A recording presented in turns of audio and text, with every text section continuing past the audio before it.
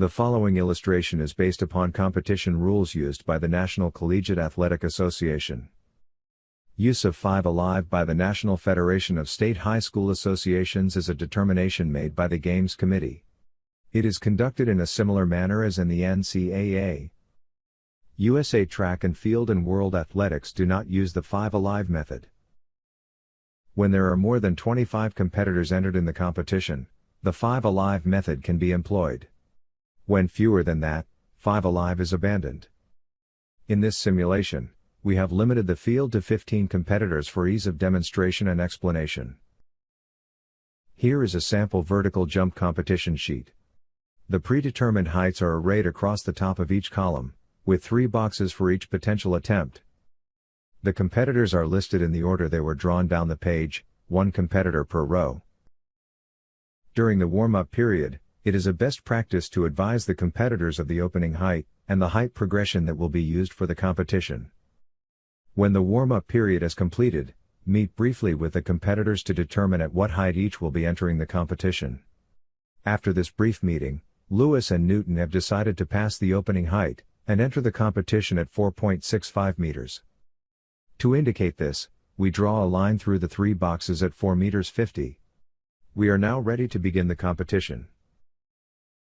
We indicate the first active pool by numbering the first 5 competitors, 1 through 5. We call the order. Anderson up, Brown on deck, Campbell on hold, followed by Davis and Evans. Call Anderson up and start the clock. To indicate who the active jumper is, we use a marker, in this case a blue arrow. Anderson misses on his first attempt. To indicate a miss, we place an X in the first box under the 4 meter 50 column. We move the marker to the next competitor, Brown, and call them up. Brown is unsuccessful in their first attempt. Again, we place an X in the first box under 4 meters 50. We move the marker to the next competitor, Campbell. Campbell is successful on their first attempt. To indicate a successful jump, we place an O in the first box under 4 meters 50. Although not required, you can draw a line through the second and third boxes in this column, to indicate that Campbell will not be taking any further attempts at this height. Since Campbell was successful at 4 meters 50, and will no longer be jumping at this height, we remove them from the active pool. To indicate the new jumper in the pool, we move the number 3 marker to the next eligible competitor, Franks. It is a good practice to call the revised order of jumping. Davis is up, Evans on deck, Anderson on hold, followed by Brown and Franks, now active. This notifies Franks that they are now a part of the active pool. It is a best practice to look in the direction of the competitor so that they know they are now a part of the active pool. We move the marker to Davis. Davis misses. Place an X in the first box under 4 meters 50. Evans is next. They are successful on their first attempt. Place an O in the first box, and a line through the second and third boxes. Evans is removed from the pool, and the number 5 marker is moved to George. As a reminder, recall the full order of jumping. Since Evans was the number 5 jumper in the pool, we now return to number 1, Anderson. Note that Anderson will be taking their second attempt, even though Franks and George have not had their first. Anderson misses on their second attempt. Brown succeeds on their second attempt. Enter the O, and draw the line through box 3. They are done jumping at this height. Brown is removed from the pool, and the number 2 marker is moved to the next eligible competitor, Harris. Number 3, Franks, is the next to jump. Franks makes the height on their first attempt. With the successful attempt by Franks at 4 meters 50, we now have 9 competitors remaining at this height. Under NCAA rules we abandon 5 Alive for the remainder of this height, and use single rotation jumping. Under National Federation rules, when there are 8 or fewer competitors remaining, we continue to use 5 Alive through the conclusion of the height, then determine if enough jumpers remain at the following height to use 5 Alive. As a reminder, the use of 5 Alive in National Federation meets is a determination of the Games Committee. Franks is removed from the pool, and the number 3 marker is moved to I6. Under NCAA rules, with Davis now in the up position, we need to include the remaining 4 competitors.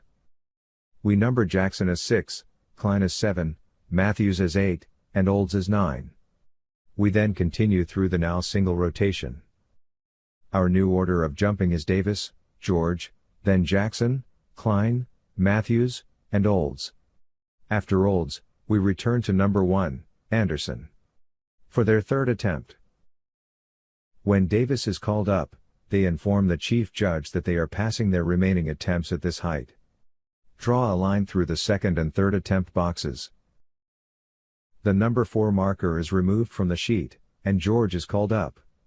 They miss on their first attempt. We next move to Jackson, in position 6, for their first attempt. Jackson has a successful clearance. Enter the O, draw a line through boxes 2 and 3, and remove the number 6 marker from the sheet. Klein is now up. They are unsuccessful on their attempt at 4 meters 50. Number 8 Matthews is the next jumper. They miss on their first attempt. Olds has a first attempt clearance at 4 meters 50.